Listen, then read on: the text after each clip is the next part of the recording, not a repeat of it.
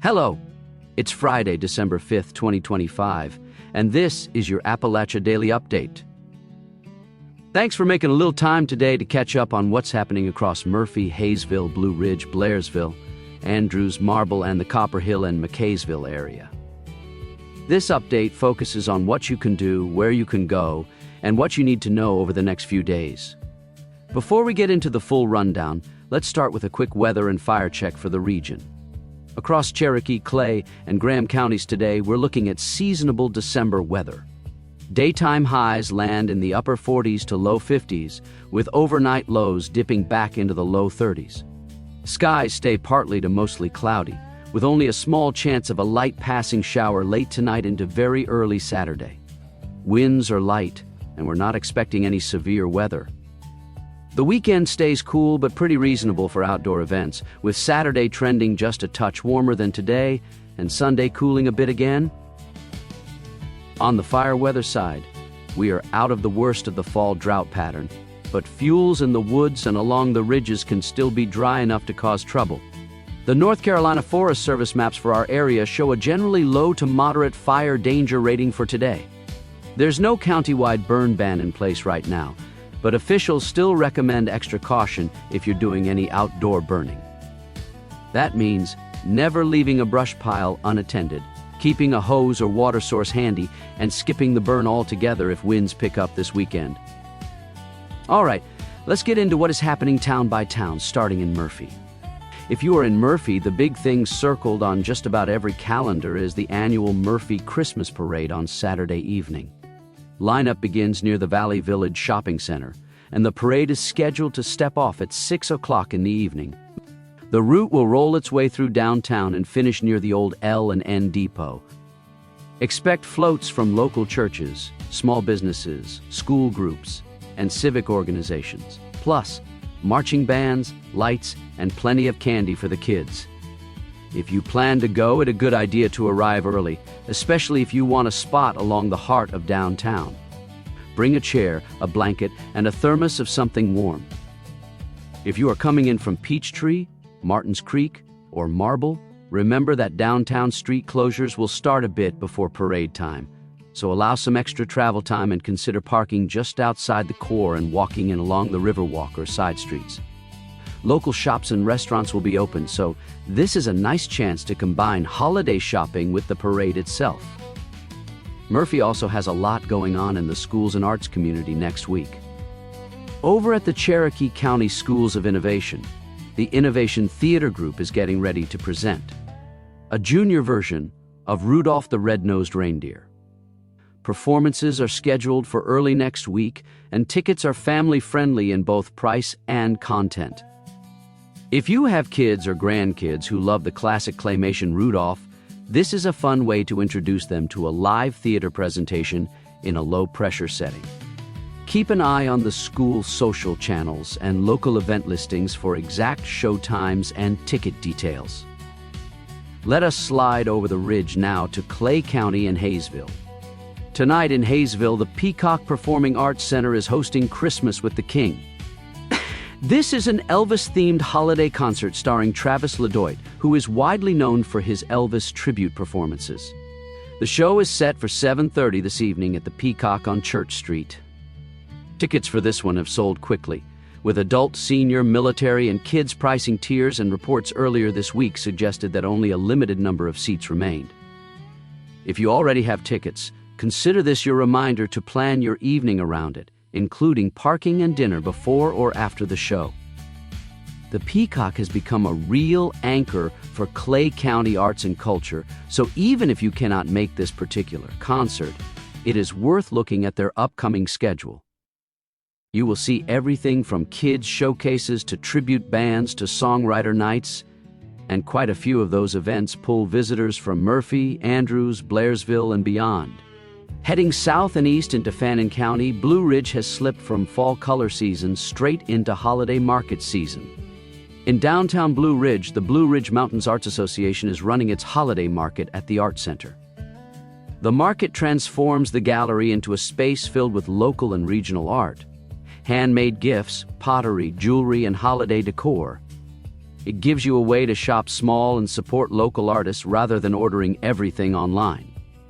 The holiday market runs through later in December, so you do not have to cram it all into one day, but if you are planning to be in Blue Ridge this weekend for any reason, it is worth working into your plans. Just a short hop away, Blue Ridge on Ice has opened for the season at the Blue Ridge Farmers Market. This is the outdoor ice skating rink that has become a winter tradition for a lot of families across the region. It typically runs through early January, as long as the weather permits, and offers an easy option if you want to bring kids, grandkids, or out-of-town visitors for something active that still feels festive. If you go, bring warm socks, gloves, and maybe a change of clothes for younger kids, just in case the ice and the railings win a few early battles. Now, let us talk about Andrews and the valley communities nearby. The town of Andrews is leaning into a sweet theme for this year's Christmas parade. The official theme is Gingerbread in Candyland, and the parade is scheduled for Saturday, December 13th in the evening, with lineup and judging beginning beforehand. Town leaders are encouraging floats and entries that lean into bright colors, gingerbread houses, candy canes, and all the classic candy-themed decorations. Entry is free, and local schools, churches, first responders, and small businesses are all invited to participate. If you live in Andrews, Marble, Topton, or the surrounding communities and would like to get involved, there is still time to pull a small group together.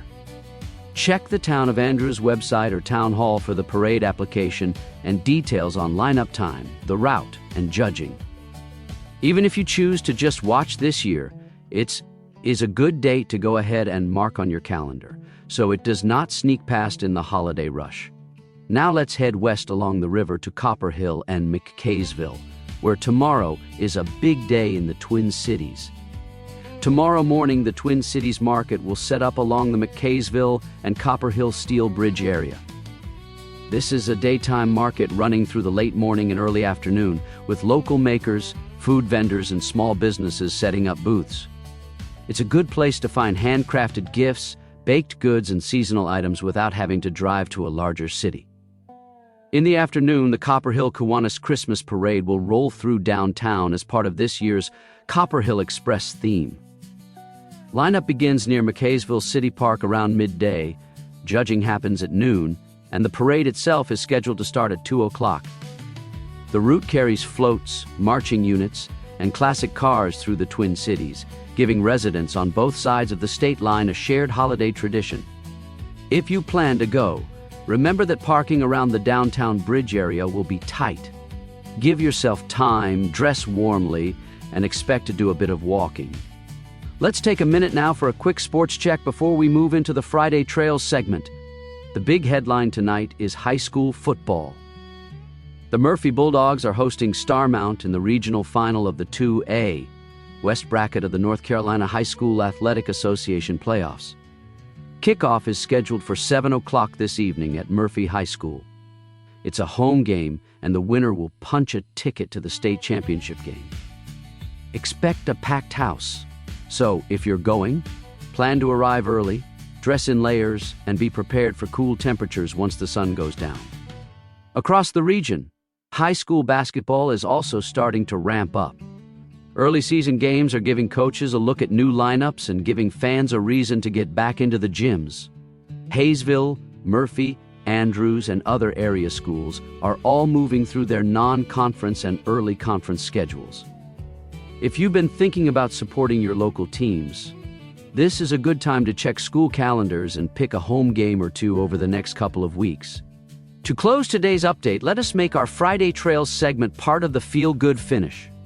Here are 3 trail options to consider over the next few days, depending on where you are and how much time you have. First, for an easy option right in Murphy, the Murphy River Walk is hard to beat.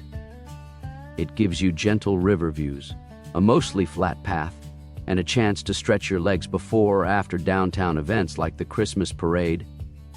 You can park near the L&N Depot or one of the other access points, walk a short segment or make a longer loop and still be within a short drive or even a comfortable walk back into the heart of downtown.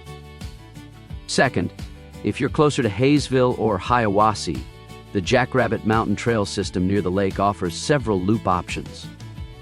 Some trails are beginner-friendly, while others give you a bit more elevation and distance, but all of them offer winter views of the water and the surrounding hills when the leaves are off the trees.